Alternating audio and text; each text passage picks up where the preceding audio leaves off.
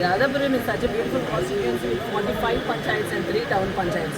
So it's a rural belt.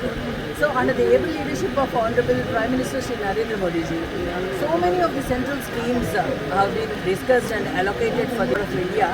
But here in Tamil Nadu, what is happening is there is a lot of problem causing to the people here.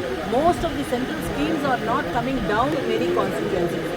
And in that way, in the Tirunelveli district, Radhapuram constituency is the one and only constituency where the Bharatiya Janata Party has got a seat here in the Tirunelveli district. And here, Appavu, who is the Honorable Speaker of the Tamil Nadu Assembly till then.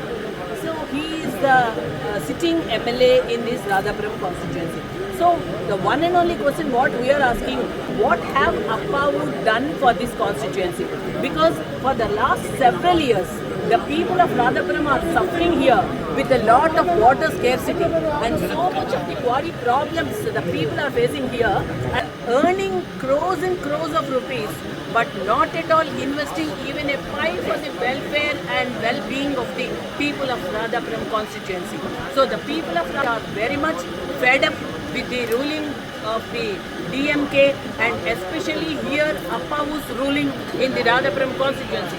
So the people already decided to throw away, to push out the Appavu from here and the candidate now who got selected for the BJP seat here in the Radhapuram constituency is Sri SP Balakrishnan ji.